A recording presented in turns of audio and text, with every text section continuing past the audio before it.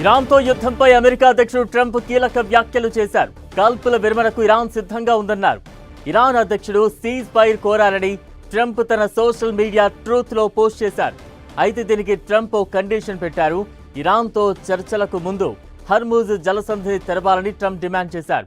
Hormuz జలసంధి తెరిచి నౌకలు ప్రయాణం సాగించిన తర్వాతే చర్చల ప్రాతిపదికన అమెరికా పరిశీలిస్తోందని అన్నారు. హర్మూజ్ జలసంధిని తెరిచే వరకు ఇరాన్పై దాడులు కొనసాగుతూనే ఉంటాయన్నారు. అటు ఇరాన్పై యుద్ధంలో తమతో కలిసి రావడం లేదంటూ నాటో భాగస్వామ్య దేశాలపై అమెరికా అధ్యక్షుడు డొనాల్డ్ ట్రంప్ గుర్రుగా ఉన్నారు.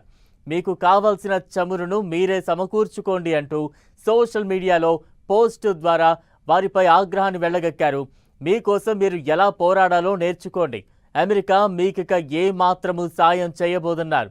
మీరు మాకు సాయానికి రాలేదు కదా, చమురు కావాలంటే మీకు రెండే మార్గాలున్నాయని స్పష్టం చేశారు.